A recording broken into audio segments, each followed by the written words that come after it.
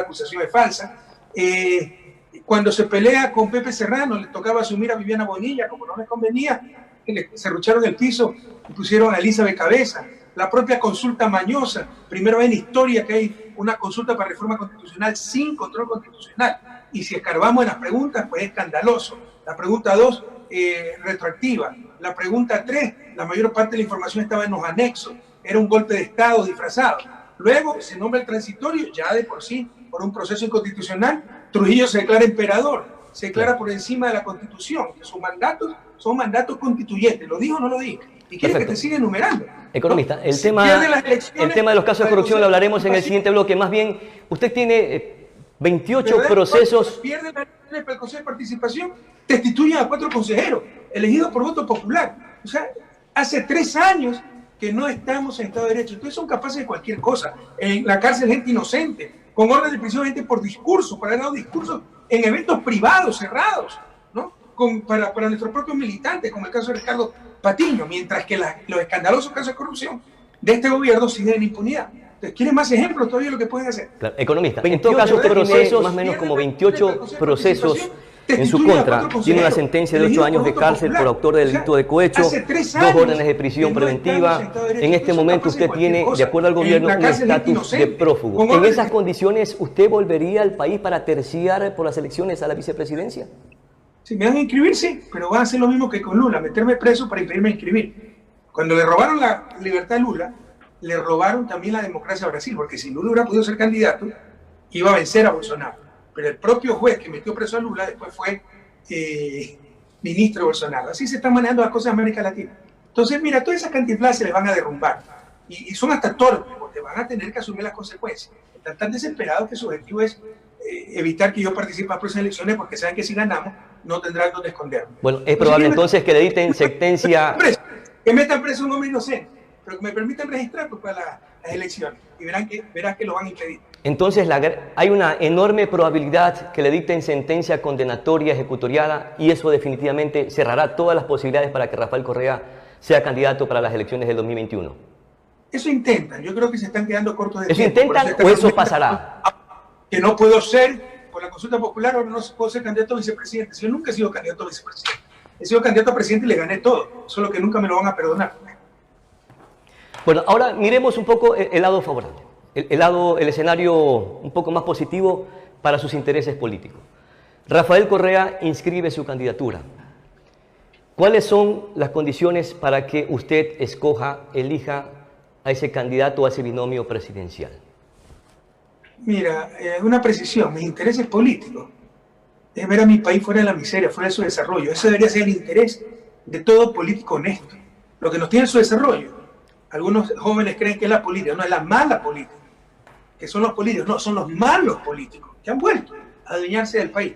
Pero para salir de su desarrollo se requiere política. Para superar esta pandemia se requiere política, pero buena política, porque podemos definir política como la forma racional en que una sociedad toma sus decisiones de acción colectiva. Y es necesario, como comunidad, como sociedad, tomar decisiones de acción colectiva racionalmente, correctamente. Y siempre tomamos las peores decisiones, irracionales muchas veces, y otras veces, como los que dominan, no representan a la gran mayoría, toman decisiones a su favor, de su bolsillo, de su negocio, no en función del bien común. Requerimos la política. Mi interés político no es ganar una elección. ¿Yo para qué necesito ya aquello? Si me hubiera interesado pasar la historia, ya lo hice. ¿Para qué me voy a estar complicando la vida?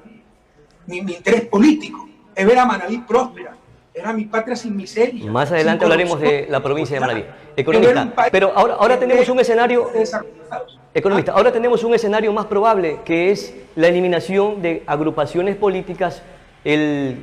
La Contraloría General del Estado le ha hecho algunas observaciones al Consejo Nacional Electoral y esto de alguna manera incidirá probablemente para que se elimine la agrupación que acobijará o que auspiciará a los correístas.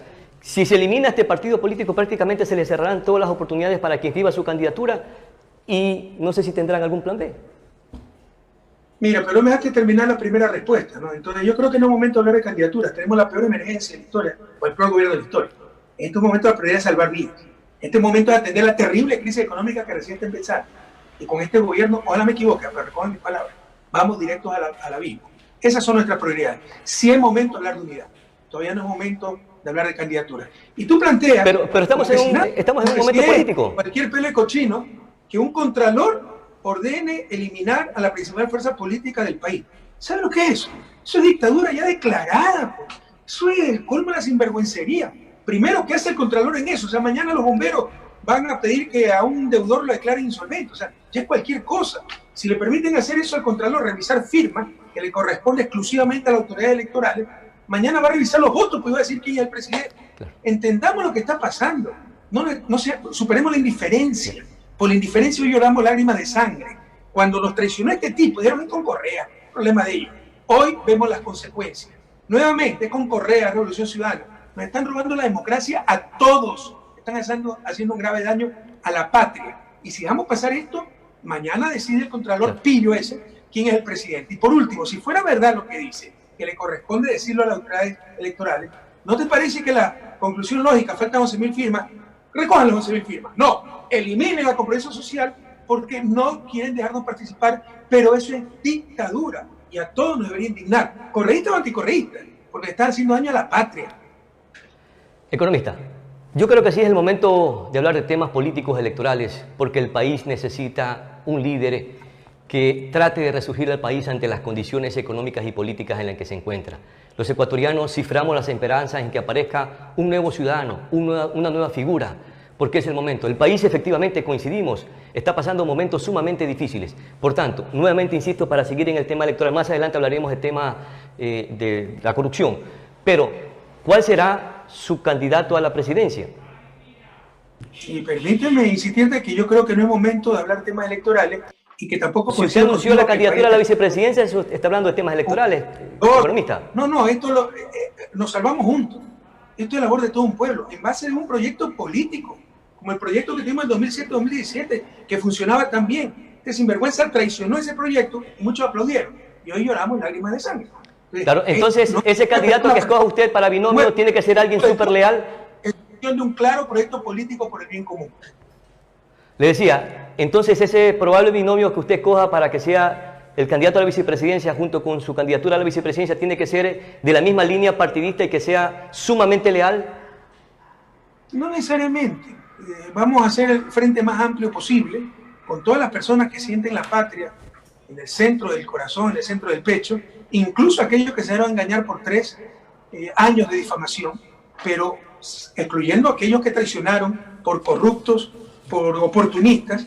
O sea, hay puntos de no retorno, ¿no? De la traición ya no se vuelve, de la corrupción ya no se vuelve. Todo el resto, incluso los anticorreístas, que se dejaron engañar y hoy ven las consecuencias, bienvenidos para este gran frente en función del Ecuador, no en función de una persona, un proyecto político, en función de la patria, en función de su familia, en función de sus hijos, en función de Manabí, en función de las futuras generaciones.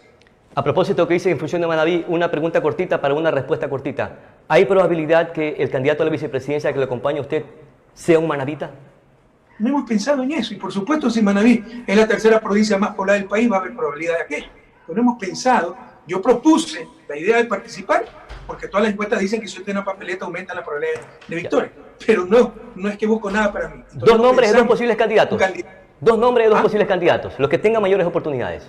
No 4, 5 y 6, 2. He dicho que no es momento de hablar de la parte electoral. Me parece insultante hablar de esto cuando la gente se está muriendo, cuando hay gente que ha perdido su Pero, economista, pero si usted mismo ha anunciado su candidatura a la vicepresidencia, está hablando de temas electorales. Perdóname.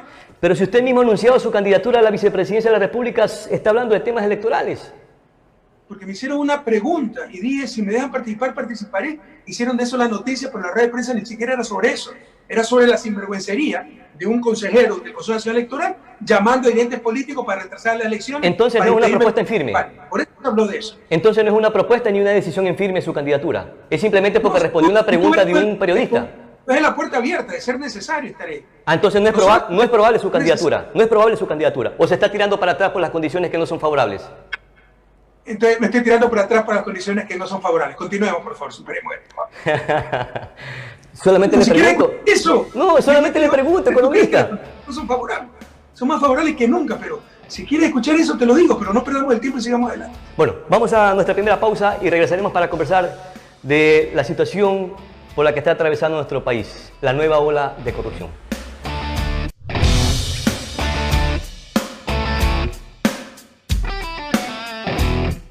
Economista, estamos frente a una nueva ola de corrupción en el gobierno de Lenín Moreno. Y le consulto, ¿esta es la sucesión de los actos de corrupción de los 10 años de la Revolución Ciudadana que mantiene al país en situaciones vergonzosas, engorrosas? No sé si los políticos persiguen a la corrupción o la corrupción persigue a los políticos. Es lo que hemos visto en estos 13 años de estos dos últimos gobiernos que pertenecen ambos a una misma ideología, la Revolución Ciudadana. ¿De qué está hablando, Pedro? Está hablando de incoherencia, no mienta a su público.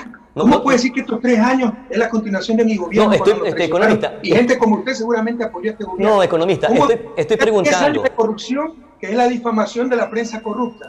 Aquí tengo pruebas, no palabrería, no difamación, no calumnia. Estadística del Banco Mundial, que seguramente es correísta.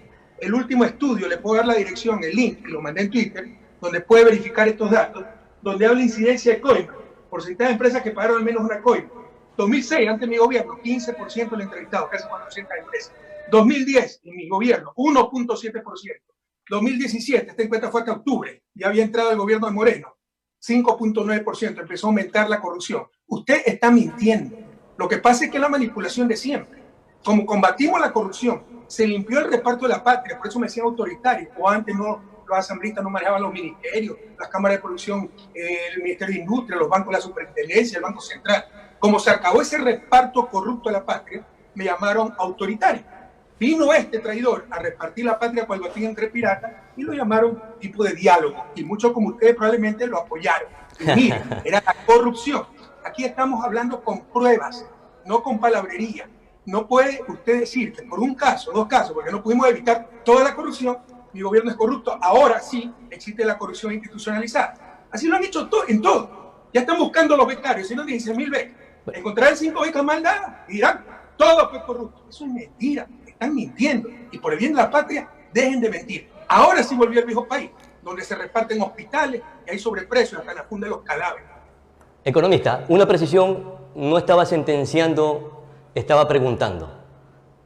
En todo caso... Usted introdujo premisas que eran falsas y eso es inaceptable. Bueno, en todo caso, economista, tenemos dentro del correísmo personas que están procesadas, hay exiliados, hay funcionarios o exfuncionarios con grillete y otros que están privados de libertad.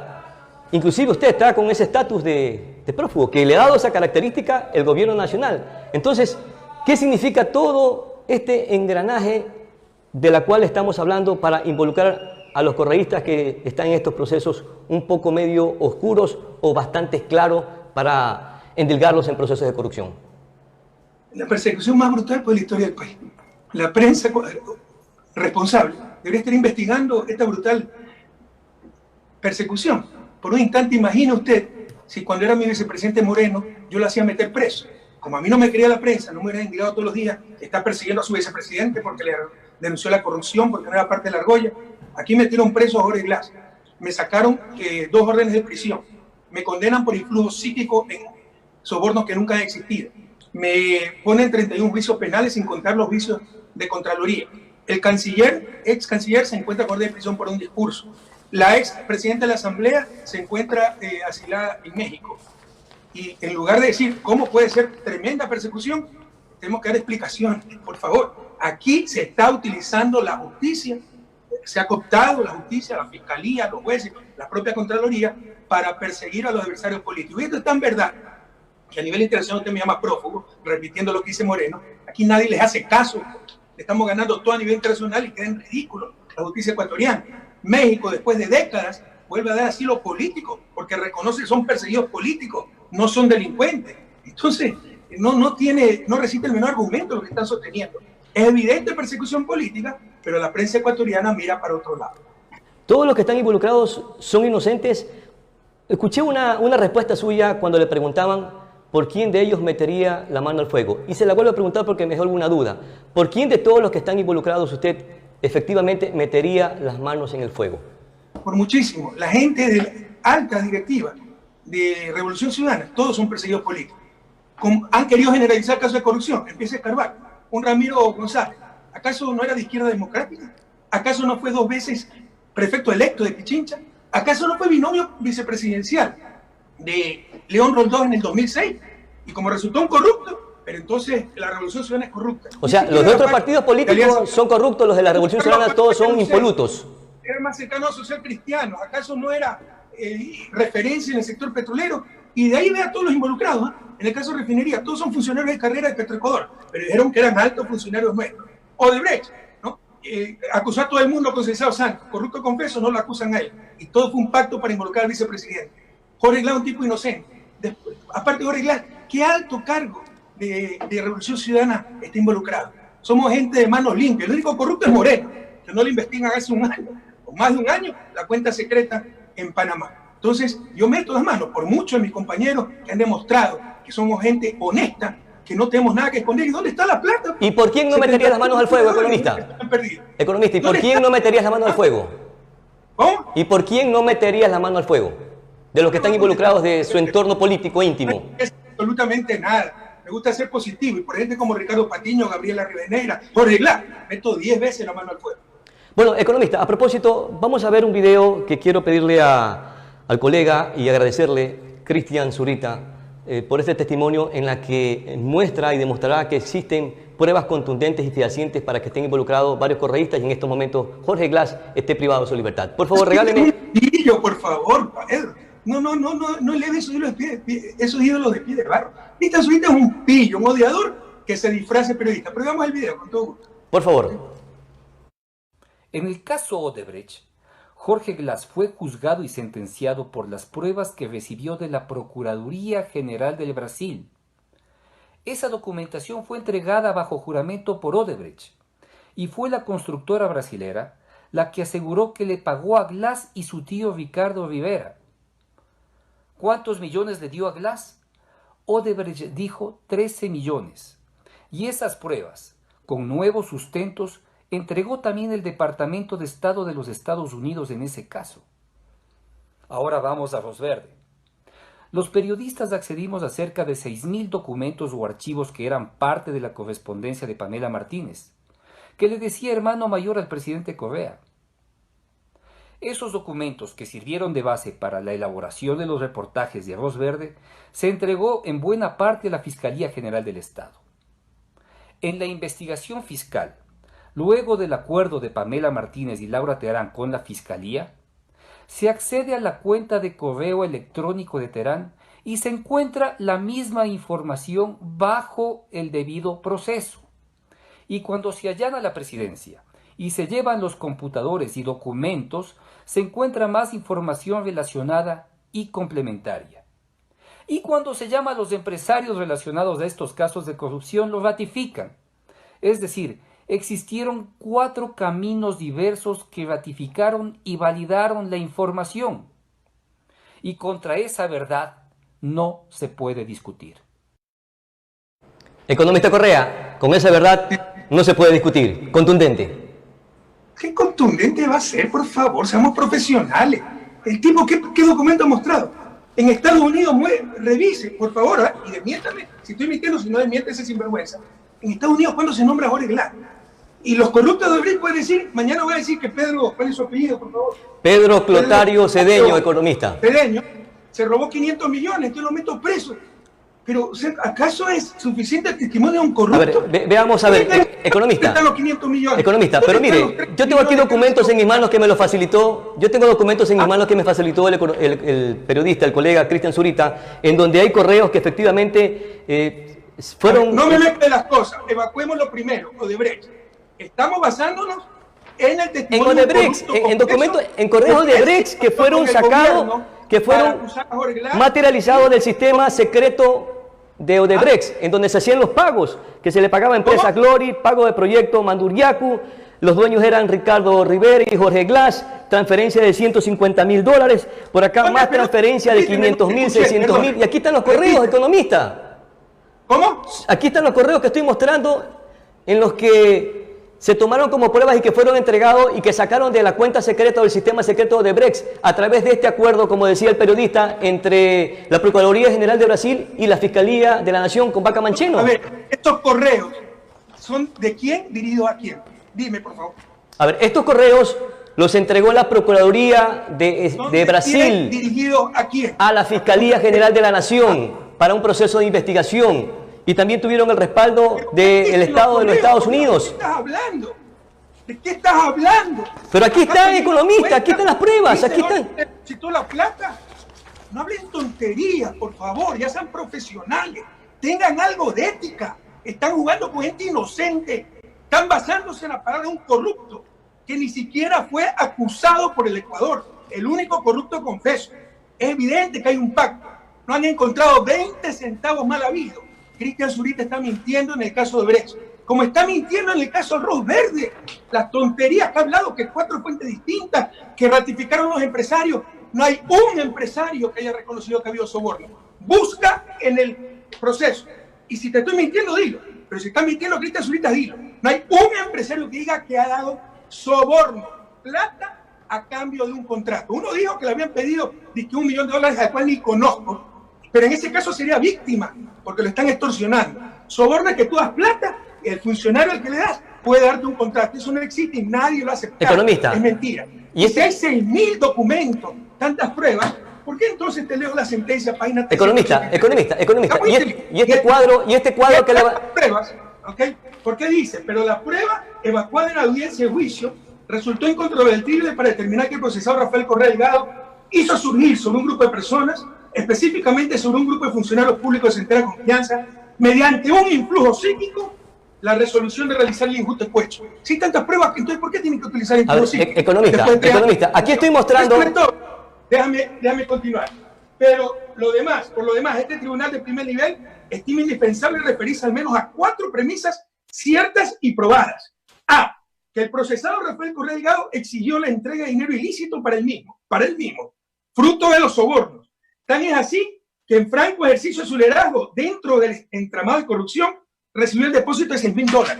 Economista, O sea, ¿tú crees que $6.000 es prueba de algo? No, pero hay otra transferencia. Economista, solamente tengo que avanzar con el programa. Mire, aquí hay otro cuadro en la que Laura Telán levantó en su testimonio casos sobornos que demuestra cuáles son los beneficiarios, cuáles son los gestores de la corrupción. Aquí está un cuadro y en la cabeza principal está usted, presidente. Tú estás mintiendo. Esos son archivos sin ninguna verificación. Ellos manejaban también... Esto está dentro de los procesos de investigación con los cuales han culpado... Con la complicidad de la prensa corrupta. Pero a ver, no discutamos, manavita querido. Ahorrémonos estos ingratos momentos, ¿no? De gente que no investiga, que repite cualquier cosa. Nosotros quisimos presentar como prueba el peritaje de esos archivos que demuestran que fueron robados en el 2016, fueron modificados, manipulados hasta el 2018, y esto es lo más grave, fueron implantados en la computadora de Laura Telán, a la cual ni siquiera conozco.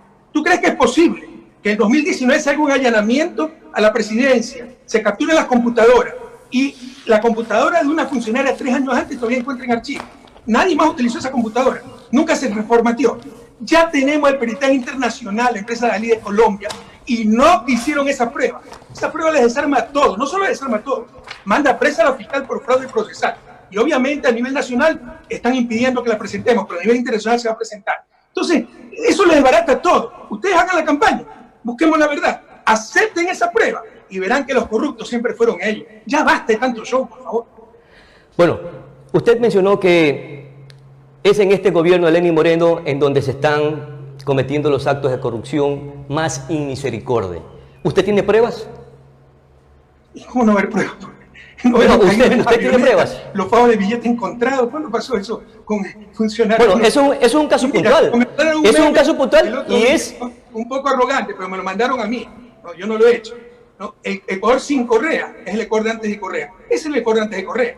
Por supuesto, tenían hambre atrasada y han venido, pues, con el triple de voracidad. Pero ¿quiénes son los que están involucrados en los casos de corrupción? El país ¿Quiénes son los que están involucrados en los casos de corrupción? Las aduanas, o ya se olvidaron de todo eso. Cuando se repartían las eléctricas, cuando se compraba asambleísta.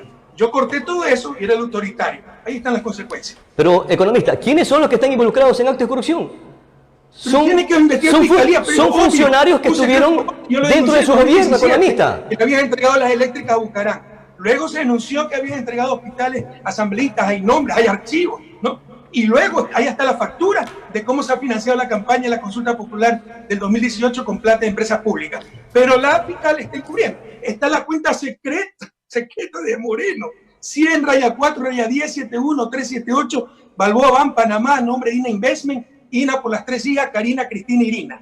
Se descubrió en febrero del 2019. Todavía no la abre, porque Diana Salazar fue puesta ahí por Moreno para encubrir a Moreno y perseguirnos de nosotros. Ya, y eso, mire usted, que usted le resta credibilidad a la prensa de investigación. El mismo Zurita, en la nueva publicación El Gran Reparto, efectivamente menciona que esa publicación de las cuentas offshore del presidente ha originado que se provoque este gran reparto. Y están involucrados excorreístas. María Paula Romo, el mismo Daniel Mendoza, César Litardo, entre otros que ahorita se me escapan y que formaron parte de su gobierno, economistas. Por eso le digo y le pregunto, ¿es la sucesión del correísmo todos estos actos de corrupción que estamos viviendo en estos momentos en el morenismo? Pedro, no sea mediocre. Con la mala fe no trate de llamar la atención. Son traidores. Traidor, o sea, como Allende nombró a Pinochet jefe de las Fuerzas Armadas, todos los crímenes de Pinochet son la extensión del gobierno de Allende. Como Judas era un sinvergüenza traidor, entonces Jesús era un sinvergüenza traidor. Como Leonidas Plaza pactó con los banqueros, con las élites y traicionó a Eloy Alfaro, Eloy Alfaro también era un traidor, un corrupto. Ya basta, no nos hagan tragar esas piedras de molino.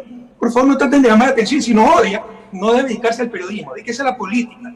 Pero en el periodismo hay que tener honestidad y ética. La tengo y suficiente, economista. Y gracias por decirme mediocre. Gracias por decirme mediocre. Conduciendo a error a su audiencia, decir que lo que traicionaron los oportunistas ahora son la continuación del tengo el deber de preguntar, pues. Tengo el derecho de preguntar. En su programa, como camarógrafo o algo, no soy un estafador, violador, para que no le echen la culpa a usted. Bueno, pero tengo el deber de preguntar, economista. Gracias por decirme mediocre. Vamos a la pausa y regresaremos para conversar de los temas económicos. ¿Te parece?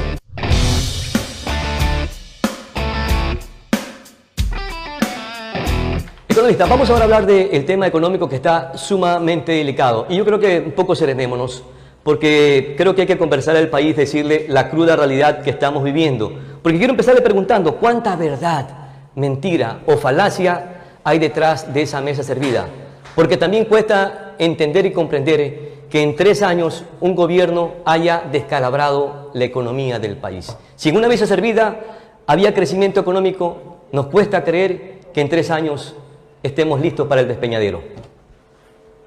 Usted me está dando la razón, pues si usted es un periodista profesional, debe entrar a las cuentas públicas del Banco Central y va a ver que en el 2017 crecimos 2.4%. Ya creo que revisaron, creo que la revisaron, pero crecimos. 2018 crecimos, 2019 crecimos, 2020 hace una catástrofe. Pero se trata de entrar a la página web, ¿eh? O sea, son cosas terribles que estés esperando 3 años para preguntarme a mí, cuando siempre estuvo la información disponible. Como siempre estuvo la información disponible de la deuda, y permitieron 3 años que se mienta. Un inexistente sobreendeudamiento. Aquí están las cuentas, la estadística de deuda de la Subsecretaría de Financiamiento Público, no es de Revolución Ciudadana, Compromiso Social, Ministerio de Finanzas, Subsecretaría de Financiamiento Público. Año 2017, y esta es la cuenta agregada, ¿no? Consolidada, que no es lo correcto, debe ser agregada, que no es lo correcto, debe ser consolidada, debe ser neteada. Es decir, no hay que sumar lo que le debe el municipio A al municipio B, lo que le debe el municipio B, y a la, sino sacar el neto. Aquí está todo añadido, pero pese a eso, 2016, aquí está en rojo, 38.2% de deuda, 38.000 millones. Dijeron que era 70.000 millones, que era 70% del PIB. Una gran mentira. Deuda externa, que es lo importante, porque esa plata sale del país. 25.7%, 25.7%. 25.600 millones. Ahora sí, han subido 15.000 millones. Ahora sí la deuda a finales de 2019 está en 50%, actualmente está en 55% con este gobierno inepto. Fíjese, y por favor le pido a los estudiantes, a los jóvenes, a los periodistas, que revisen estas cifras, son cifras públicas. Claro. Entren a la página del Ministerio de Finanzas para ver deuda. Economista. Y entren a la página web del efectivamente, Banco Central. En los 10 años... 2016, mire, 2006, cuando yo tomé el gobierno, final de 2006, 10.000 millones de deuda externa. 2016, 25.000 millones, subió 15.000 millones de deuda externa, pero sembramos de obras el país. 2016-2019, subió la deuda externa 25.000 millones, 40.000 millones. En 3 años subieron 15.000 millones, pero no construyeron ni un poste de alumbrado público. ¿Y para qué ha servido ese dinero? Para la fuga de capitales, como ha servido en Argentina. El Fondo Monetario dio 60.000 millones, sacaron 70.000 millones las oligarquías argentinas, los argentinos quedaron endeudados y la plata fuera. Igualito está pasando en Ecuador con este gobierno. Estamos quedando endeudados y la plata fuera. Economista, pero en su gobierno, en los 10 años, efectivamente, como usted lo dice, del 2007 al 2016, La deuda la aumentó en 27.000 millones de dólares. Creció excesivamente el tamaño del Estado y tomó reservas del Banco Central en 8.000 millones de dólares, como también las reservas internacionales. Esto no es dejar debilitada la economía de nuestro país. Efectivamente, tuvo un crecimiento leve frente al PIB, pero no un crecimiento con sostenibilidad. Deme la prueba de que no es sostenible, deme la prueba de que endeudarse es malo, deme la prueba, supongo que las tiene, los indicadores de que el endeudamiento es excesivo. No se puede hablar en el aire. Oye, está hablando con un académico, con un profesional. A ver. Nuestro coeficiente de deuda, 38.8%. Revise el Fondo Monetario, revise todo. Nos considera un país de bajo endeudamiento. Todavía nos considera un país de bajo endeudamiento. Bélgica tiene 130% de deuda PIB. Estados Unidos debe tener más de 105% deuda PIB. Nosotros teníamos 38.8%. Entonces, si van a firmar algo, tienen que presentar pruebas. ¿Dónde está su endeudamiento? ¿Y el endeudamiento con respecto a qué? ¿Dónde está la referencia? ¿Dónde está la referencia que nuestro Estado es demasiado grande? Revisa el tamaño del Estado. Normalmente el tamaño del Estado se mide por el gasto público PIB. Claro, aquí está, economista. A ver, vamos a ver el crecimiento del Estado. En el 2007 la relación con gasto público era del 21% frente al PIB. En aquella época, cuando subió el mandato. Los países más desarrollados del planeta, Noruega, Finlandia, tienen 50%. Por el contrario, los países menos desarrollados como Sudán tienen 13-14% de gastos públicos por el PIB. Entonces hablemos con cifras, hablemos con técnicas, no hablemos cualquier cosa. No, estamos hablando con cifras, economista. Estoy hablando con cifras, tengo la documentación. Aquí está, el crecimiento del Estado 2007 frente a la relación del PIB. Usted asumió el mandato con el 21%. Terminado su periodo, la subió al 40% respecto al PIB. Duplicó el gasto público. En relación, tengo los datos aquí, inclusive cifras del Banco Central, como usted lo manifiesta, querido economista. ¿Por qué eso? Primera cosa, suponiendo que eso es verdad, ¿por qué eso es malo? Diga. ¿Por qué? ¿Por qué es malo? Está. A ver, porque hay que tener un endeudamiento pero responsable frente a las condiciones de ingresos. Usted se jacta que hemos invertido 100.000 millones de dólares en nuestro país, pero hemos dejado la economía bastante debilitada, porque inclusive hasta le metió mano y en su gobierno le quedaron debiendo 8.000 millones de dólares al Seguro Social, 8.000 millones de dólares de las reservas del Banco Central. Ya, ¿cómo puede hablar tantas tonterías? No hable tonterías. No son tonterías, economista. No hable tonterías. Economista, estas cifras... Seguro, era financiar al Estado. ¿No? El seguro quedó más, solamente que nunca esto lo quebraron. El Banco Central prohibieron ahora que financie el Estado y quieren que financie el sector privado. Para eso hacen todo, para mantener los negocios de ellos. La plata del Banco Central es la plata del propio Estado, del municipio, universidad pública, del gobierno, y prohibieron que usemos esos fondos. Aquí está la tendencia de la reserva. Mire cómo subieron las reservas con nuestro gobierno. Reservas que estrictamente en dolarización no se requiere.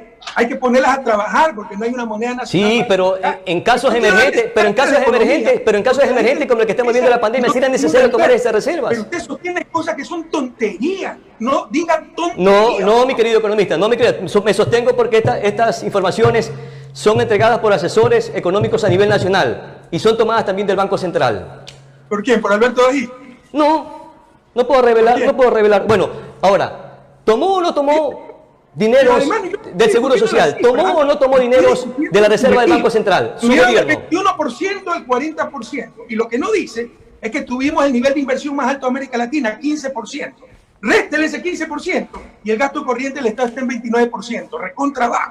Pero entonces no quería que se haga el puente de Bahía, no quería que se hagan las carreteras de Manabí, no quería que se hagan las escuelas del Milenio, no quería que se haga el hospital de especiales de Puerto Viejo. Ustedes sepan lo que hablan, no le hagan daño a su propia patria por hacer política de un micrófono. Eso no es correcto. No, hasta aquí no hay política, economista. Aquí no hay política. El contenido editorial es propio y no tengo razón de hacer política, simplemente tanto de hacer orientaciones o corrientes de opinión. Ahora, no está haciendo orientación. Usted está desorientando, mintiendo y manipulando. No está haciendo orientación. ¿No? Está torturando las cifras y está sacando conclusiones descabelladas sin ningún asidero, sin ningún fundamento. Ya. ¿Y qué consecuencias? Por ejemplo, invito nuevamente a que me diga que el nivel de deuda era insostenible, que el Estado era demasiado grande, que el gasto público era excesivo. Deme una referencia, un indicador técnico para que usted sustente su conclusión. Bueno, ya le nombré algunos datos, algunas cifras de la deuda antes y la deuda después. No más indicadores. El indicador significa, más de 30% gasto público PIB, significa un Estado demasiado grande de acuerdo a la teoría tanto, de acuerdo al documento tanto, de acuerdo a las indicaciones de tal persona o tal organismo técnico.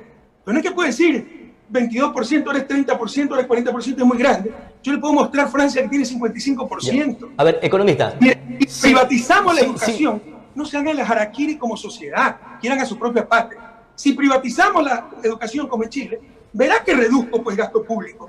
Verá que si hay que pagar 200.000 maestros es un gasto corriente que se reduce. Es que estamos mejor por eso. O es bueno tener educación pública, pero eso significa gasto público. Pues. Ya, ¿cuáles fueron las consecuencias del no pago de la deuda? ¿Cuánto estamos pagando ahorita de interés como país precisamente por esas sanciones y tampoco por no permitirnos emitir esos bonos a nivel internacional? La deuda que usted en el 2007 la desconoció precisamente. Ahora también es malo, eso fue aplaudido. Se considera la mejor renovación de deuda de la historia de América Latina y de las mejores del mundo. En Grecia nos ponían como ejemplo, hicieron hasta un documental tratando la estrategia de renegociación de deuda de Ecuador. Ahora también eso es malo. Porque además, no sé, él ha dicho que no pudimos emitir bonos. Nosotros en 2015 empezamos a emitir bonos y nuestro nivel de costo de endeudamiento era mucho más bajo que este gobierno. Y las consecuencias de pagar en estos momentos un poco más del 10% respecto a la deuda externa, precisamente por estas sanciones, ¿cómo las tomaría el Ecuador? Porque países como Colombia y Perú están pagando entre 2 y 3%, Japón paga el 1%. ¿De qué sanciones me está hablando? ¿Por qué estamos pagando nosotros de intereses? Porque este gobierno 3 años se pasó diciendo que la economía estaba quebrada, que todo era corrupción por destruir a Correa, y como se lo dijo en un inicio, se estaban destruyendo ellos mismos. Pues. Entonces, si usted escucha a un presidente que por inepto se pasa 3 años con el coro de cierta prensa, diciendo que el país está quebrado, ¿no? Que hay sobreendeudamiento, que todo es corrupción, y después va a pedir prestado, ¿a cuánto le va a prestar? Lo más caro posible, si hay riesgo. Pero es culpa de este gobierno de forma directa, por la torpeza, por su odio. Porque por destruir a Correa, acabaron destruyéndose ellos y destruyendo a la patria. Bueno, no quiero justificar para nada a este gobierno, porque efectivamente, de acuerdo a datos de gente que tiene conocimiento y es especializada en el tema económico, y a propósito, yo soy comunicador, no soy especialista en economía, simplemente tengo algunos insumos. Yo soy especialista en economía, pues entonces no me discute estas cosas. No, pero tengo algunos insumos que tengo que contrastarlo, economista, ese es el deber. Seguramente usted tiene una respuesta, yo tengo mi postura y usted aclaró. Ese es parte del ejercicio del periodismo, contrastar, aclarar, y si tiene que desmentir, me desmiente. Ese es parte de este ejercicio, economistas. Si tiene que aclarar, aclara, y si debe mentir, me desmiente. E induciendo respuestas, no es correcta su actitud, pero no importa, sigamos. La audiencia, el público juzgará. A ver, economista, entonces, ¿cómo está el escenario ahorita en estos momentos, el escenario económico? No quiero justificarlo, le decía yo a Lenin Moreno, no lo quiero justificar porque efectivamente está afectando terriblemente la economía de nuestro país. Está contrayendo, ha contraído la economía de acuerdo a esta palabra precisa de los economistas. Entonces le pregunto, coja un país frente a una situación económica bastante complicada, porque la deuda externa ya estaba en los niveles más elevados, la deuda pública igualmente, el tamaño del Estado creció, el petróleo en más del 90%, el petróleo de exportación en más del 90% ya estaba prevendido a China en 18.000 millones de dólares, que todavía estamos pagando 3.000 millones de dólares. ¿Qué salida le ve usted a este gobierno? ¿Qué salida le ve a este gobierno? Está usted mintiendo en su premisa, pero entiende eso, Pedro. Está mintiendo, demuestre que habían 18.000 millones, dar a entender, comprometidos de petróleo, que no va a haber un centavo. Eso es falso. Hubo operaciones de preventa petrolera a las que está volviendo este gobierno de rodillas ante China. Economista, usted me ha dicho... Se pagaron hace 2 o 3 años, eran 600, 800 millones por año. Luego, compromiso de venta de largo plazo que le convenía a China, garantizaba el petróleo, y nos convenía a nosotros, garantizábamos el mercado, a precio de mercado, y todo iba para el gobierno de turno. Demuestre que hay 18.000 millones comprometidos de petróleo que da a entender, ¿no?, que no va a recibir el país. O sea, que nosotros lo gastamos y no vamos a recibir esa plata. Economista. Y le pido al próximo domingo que se lo diga a los esta afirmación la hago, economista. Gracias por decirme que no soy ético, que soy mediocre, que soy mentiroso, gracias, muy amable. Pero esta afirmación que le hago, economista, la sustento, y aquí tengo el dato, aquí tengo la prueba, no estoy hablando de palabras, tengo algunos insumos en mi banco de preguntas. Me la facilitó uno de los expertos petroleros de mayor renombre en el país. Y me dice, sostente, porque efectivamente Rafael Correa te va a contradecir, pero sostente. Y miren lo que dice aquí, lo tengo anotado y lo voy a leer textualmente. La cantidad de barriles de petróleo, de los 3.000 millones que estamos debiendo ahorita, la cantidad de barriles de petróleo depende del precio del petróleo en el momento que se hacen las entregas. A mayor precio, menor tiempo para pagar. Y a menor precio, mayor tiempo. Todavía nos falta pagar 3.000 millones de dólares. Aquí está el dato que tengo, economista. Lo que usted acaba de afirmar. No, usted firmó 18.000 millones comprometidos. No sé si el saldo sea 3.000 millones, que sería 3% del PIB, una cifra suficientemente manejable. Yo creía que esas operaciones estaban saldadas. No tengo a la mano el dato, puede ser 3.000 millones. Pero ¿acaso eso es extraordinario, desequilibra un país? Pero usted dijo 18.000 millones de dólares. Pero 6 veces más. El total, pues, es el total. Que lo pruebe. Es el crédito que le hicimos a China, 18.000 millones de dólares para pagarle compraventa petrolera. Por Dios, está mal. 18.000 millones son todos los créditos que hicimos en 10 años. Y está sumando el crédito que me dieron de 1.000, pagué 500, me prestaron 1.000 más. ¿Y cuánto estamos pagando de esos 18.000 con preventa petrolera? 1.500 nada más de deuda. No, 2.000, suma todo. Economista. Una barbaridad. El saldo de la deuda con China nunca fue más de 8.000 millones de dólares. Están sumando todos los créditos como que si no se hubiera pagado nada. Está destrozando las estadísticas. A ver, economista, pero no me respondió la pregunta que le dije. Le mostré todos estos escenarios. Tenemos complicado, comprometido el petróleo, las deudas externas, internas están elevadísimas. Empecemos con premisa correcta. No es verdad que está comprometido el petróleo. El 90%, el petróleo es exportable. El petróleo es exportable, digo. Sí, no es verdad.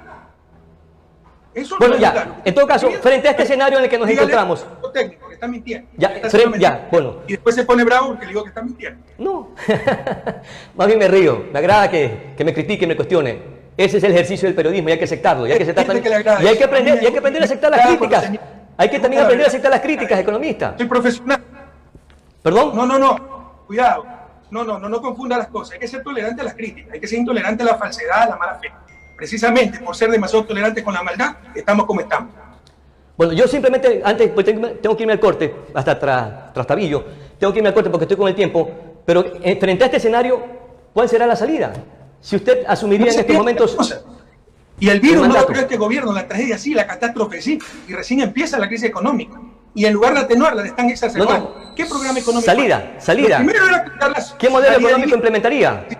Era la economía, porque se derrumba el precio del petróleo, hay que poner un torniquete. No han hecho absolutamente nada. Lo segundo, que el costo de la crisis lo paguen los que más tienen. No han cobrado un centavo a las grandes utilidades de los bancos, por ejemplo. No han cobrado un centavo a las grandes fortunas como hicimos en el 2016. Entonces, el manejo de la crisis ha sido terrible. Entonces, la crisis causada por el virus no es culpa del gobierno. La catástrofe en que estamos, sanitaria y económica, por supuesto que sí, y temo que va a empeorar. Temo que el mundo va a caer en un bache, va a caer tal vez en un barranco. Ecuador con este gobierno va a un precipicio.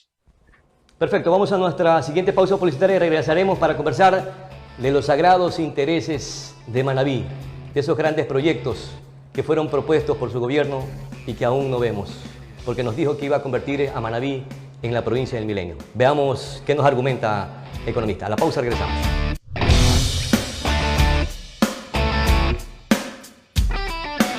Economista, vamos a hablar ahora del desarrollo de Manabí, sobre todo en los 10 años de la Revolución Ciudadana. Electoralmente, nuestra provincia le dio un respaldo contundente, no a la Revolución Ciudadana, a Rafael Correa. Y le pregunto, ¿usted fue recíproco con Manabí o fue injusto? ¿Usted cree que los manavistas son tontos para darle tremenda votación, ser nuestro baluarte si no somos recíprocos? Creo que la pregunta es obvia, la respuesta a la pregunta es obvia. Pero usted dijo algo en el segmento anterior. Yo ofrecí convertir a Manabí en la provincia del milenio. En verdad dijimos que Manabí era la provincia del milenio, pero sepan orientar a la gente, no quedemos ese paternalismo. Un hombre no va a hacer a Manabí la provincia del milenio, la va a hacer los manavistas, con el apoyo del gobierno, como siempre lo dimos. Pero además no es 10 años, se trata de trabajo constante de décadas. Sí, pero ¿qué significaba convertir a Manabí en la provincia del milenio? Desarrollar 4 proyectos que son importantes, macroproyectos que son polo de desarrollo: el puerto, el aeropuerto, la refinería y Manta Manao. Ninguno de esos proyectos está funcionando.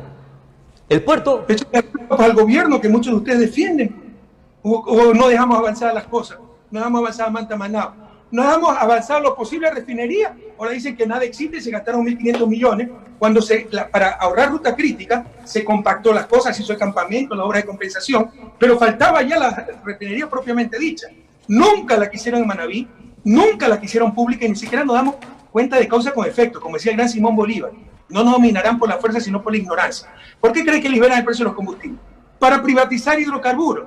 Y privatizando hidrocarburos ya pueden tener refinería privada. Y eso es lo que quieren hacer en Monteverde, en Guayo de Esmeralda, pero no en Manabí. no quieren que la refinería sea en Manabí y no quieren que la refinería sea pública, sino privada. Defiendan lo suyo, que además no es solo refinería, es petroquímica, pero ni siquiera empezó esa refinería. Este gobierno iba a promocionarla y lo que hizo fue enterrarla, ¿no? Ver, y el aeropuerto de Manta hay que seguirlo promocionando.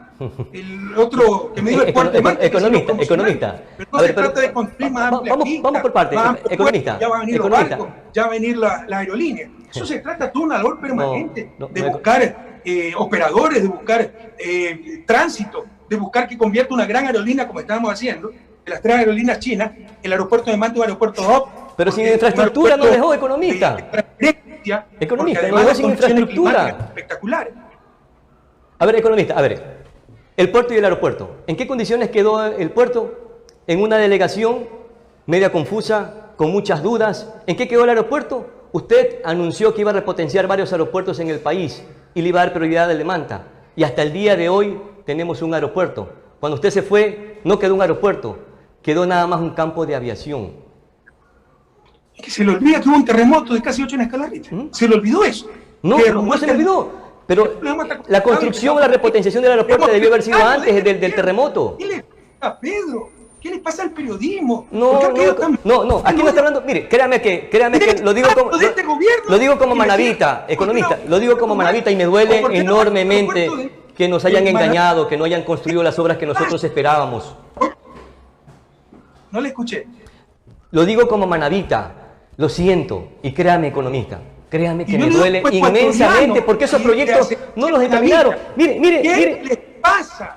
3 años solapando este gobierno y no le reclaman a él, sino me reclaman a mí que el puerto no ha avanzado, que el aeropuerto no ha avanzado. ¿Qué les pasa? Pero economista, es que el puerto usted lo dejó delegado a una empresa disque chilena y nosotros también tenemos información que esa es una empresa Mar Global y su representante es un guayaquileño. O sea, no es una empresa internacional y ni siquiera... Investigue si hubo un error ahí o algo, si no se está cumpliendo el contrato. Por supuesto que no se está cumpliendo el contrato. El contrato, pues. Por supuesto que no se está cumpliendo el contrato. Todos los problemas que hubo con el puerto de Manta, cuando las élites de Manta le dieron a Hutchinson, algo así. Hutchinson dejó botado el puerto, o se olvidan de todo. No, su gobierno rescindió el contrato de manera unilateral, porque supuestamente el modelo de negocios no funcionaba. El contrato, no Oiga, se dejen engañar. A ver, economista, a ver, calmémonos. Cuando Trajano Andrade era ministro de Transportes y Obras Públicas, usted dijo públicamente: todas las concesiones del país se van a revisar, excepto la de Manta. Cayó en desgracia políticamente el abogado Trajano Andrade con el gobierno de la Revolución Ciudadana y fue la primera que cayó. ¿Qué tontería está hablando? Eso es lo que no le puedo permitir. ¿Cómo puede lanzar esas infamias? Trajano Andrade todavía lo considero mi amigo. ¿Qué crisis política cayó, como le haya llamado usted? ¿Cómo por una persona se va a sacrificar un puerto tan importante? ¿De qué está hablando? ¿Por qué se cayó la concesión entonces? ¿Por acuerdos regionales? ¿Cómo? ¿Por qué se cayó la concesión entonces? ¿Por acuerdos regionales? ¿Por intereses? Por el beneficio de Manabí, pues por intereses particulares en este gobierno que gobierna para sus amigos. Mire, economista. Nosotros gobernamos en común economista. Y es evidente. Son evidentes los resultados y por eso el apoyo en Manabí. Que no todo salga bien, por supuesto. En 10 años, ¿quién deja de cometer errores? Pero que se gobernó por el bien común y que el balance es muy positivo, eso es indudable. Y el puerto de Manta se lo ha concesionado, hay un contrato que tiene que ser cumplido. Y si quieren mejorar, ¿quién quiere pues la fuerza productiva de Manta? Atraer más operadores, traer más carga, etcétera. Si no es el gobierno central el que debe ser responsable de todo, o debe ampliar el puerto, y ampliando el puerto ya viene el transatlántico, vienen todo. No, se trata de mercadeo, se trata de publicidad, se trata de promoción, se trata de muchísimas cosas. Sí, estamos preocupados, se lo decimos honestamente, con el tema del puerto de transferencia de carga internacional, que ya no existe, que no tiene ni siquiera entidad. 2 cosas importantes. Agunza Mar Global es la empresa que está ahorita en estos momentos administrando el puerto de Manta. Y usted había anunciado que efectivamente esta empresa iba a ser la que asumiera la administración del puerto. Marcelo Ramírez aparece como representante de la empresa Agunza Mar Global. Esto está en la superintendencia de compañía, es un guayaquileño. Y más allá de eso, seguimos preocupados, economista, que tengo el ranking de Sudamérica y mundial y Agunza no aparece ni siquiera en los 20 primeros puestos. Bueno, consigan los 20 primeros puestos si es tan fácil. ¿Ah? Lo importante es que se cumpla el contrato, que invierta lo que tiene que invertir y alcance el nivel de carga que ofreció. Y si no, rescindan el contrato, y si es tan fácil, traigan la primera del mundo. Yo voy a ser el primero con el apoyo, con el cariño que le tengo a Manabí. Pero tráiganla, si es tan fácil. Bueno, Usted dijo también que habían intereses oscuros, economista, detrás del puerto. Quiero que diga quiénes son los que estaban detrás del puerto que no permitieron su desarrollo. Bueno, hay fuerzas vivas que se hacen llamar pseudo dirigentes. ¿Quiénes? ¿Quiénes? Nombres. Productivos. No voy a dar nombres, ¿no? Pero creo que son evidentes algunas figuras que siempre quisieron manejar el puerto de Manta, como también alguna vez me hicieron un programa político cuando cerré el aeropuerto de Puerto Viejo y que éramos unos idiotas. Oiga, a propósito, economista, a propósito, también le quedo debiendo a Puerto Viejo. ¿Qué dijo usted? Si ceden los terrenos del aeropuerto, yo le daré 3 obras a Puerto Viejo. Una era una nueva terminal terrestre, otra era una vía que conecte a Manta en 10 minutos, y no recuerdo la tercera, pero ninguna de esas 3 obras también, y el aeropuerto está en unos terrenos que son improductivos. Pero sí, seguramente somos unos farsantes y los manavitas son locos, por eso nos quieren tanto, nos creen tanto. No discute tampoco y tampoco soy ciego, economista. Efectivamente, lo que pasa es que usted tuvo una bonanza económica e hizo obras que ningún otro gobierno los pudo hacer, ¿no? Obras que son básicas, elementales, como la reconstrucción vial, como el puente Bahía-San Vicente, por ejemplo, que nosotros debemos dar gracias que en ese momento histórico estuvo un manavita, porque quizás dudaría que se hubiera construido el puente Bahía-San Vicente y tampoco... ¿Quién fue el primer ministro de Transporte y Obras Públicas en su gobierno? Pero si el puente de Bahía se inauguró en el 2010 y la memoria no me falla. Sí, pero en el ministerio del abogado Trajano Andrade se dejó concesionado y adjudicado el puente Bahía San Vicente. Revise, no recuerdo, pero no creo con todo el... Bueno, eso me lo conversó, eso me lo dijo a él en una conversación, una plática que tuvimos. Dejé avanzado, dejé concesionado. Es más, lo demuestre. Y le recuerdo, no lo va a poder demostrar, es difícil. Es la palabra de él. Lo trata de aprovechar el beneficio propio, es una lástima, ¿no? Bueno. Aquí nosotros actuamos en función del bien común, no en función de ningún proyecto personal, ni siquiera grupal, en función del bien común. Y mire, esto de que tuvimos suerte, hubo bonanza, ¿qué me van a decir? Pues si transformamos el país, ya no saben cómo desmerecerlo, cómo legitimarlo. Pero la verdad es que en el 2009 el precio del petróleo estuvo a $30, 2016 estuvo a menos de 20, tuvimos un terremoto de casi 8 en escala Richter, y aún así, ¿no? Ecuador creció más que el resto de América Latina, fuimos los campeones regionales en reducción de pobreza, reducción de desigualdad, fuimos el país con mayor cantidad de obras públicas, fuimos el país que más avanzó en infraestructura, educación, seguridad, todo. No van a poder tapar el sol con un dedo. Pero, economista, que con la ley de solidaridad se utilizaron dineros que no eran necesarios para obras emergentes. Mire, $6 millones invirtieron en un parque en Puerto Viejo y que terminó costando como 10 millones, 11 millones de dólares el parque de Las Vegas, cuando esos dineros debieron... Aquí está una observaciones de Contraloría. Pero ¿qué va a saber Contraloría de eso? Pues, ¿sabe por qué dice eso? Lea todo. Porque dice que no era obra de reconstrucción, no saben lo que hablan. Eso lo demuestra lo honestos que somos.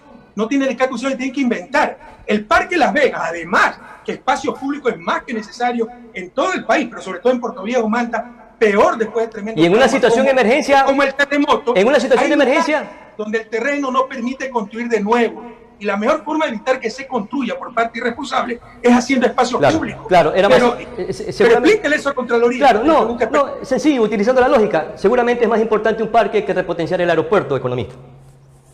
Pero resulta que si el parque está más rápido, si no son excluyentes. ¿Y qué es más productivo para Manaví, economista? No queremos rapidez, queremos que nos den productividad, que nos conviertan en ese polo de desarrollo que nosotros estamos ansiando. En 10 años, con una economía bollante no se pudo hacer. ¿Se imagina ahora que estamos en esta economía tan deprimida?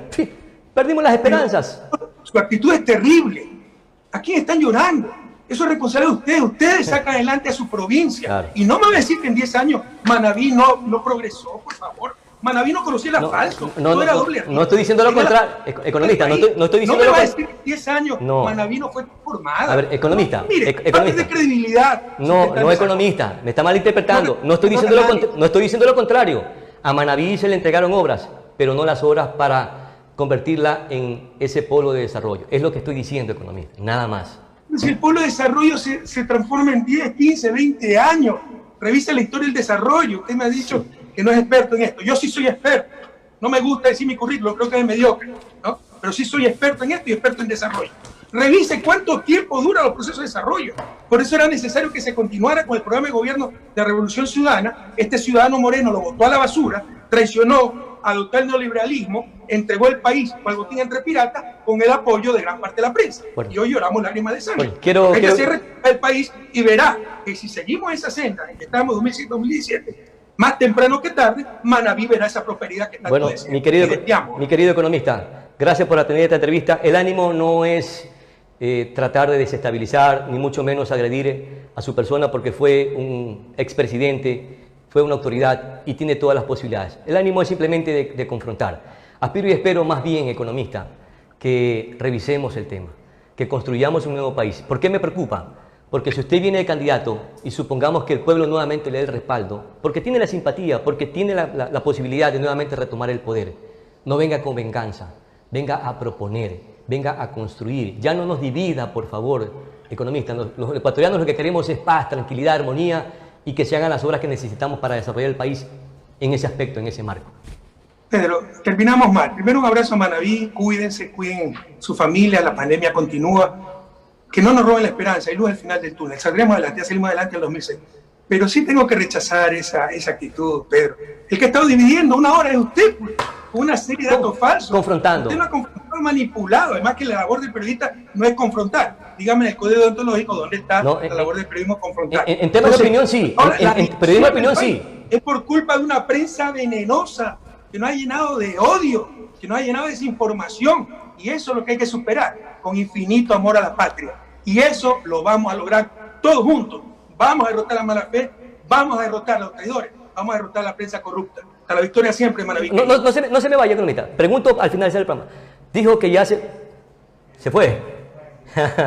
Bueno, sorry, queríamos preguntarle nuevamente si efectivamente iba o no iba de candidato a la vicepresidencia de la República del Ecuador. Queremos agradecer esta entrevista al economista Rafael Correa, expresidente de la República. Ustedes conocieron los pormenores de la misma. Muchas gracias. Soy Pedro Plotario Cedeño, aprendiz de todo, maestro de nada. Mi palabra.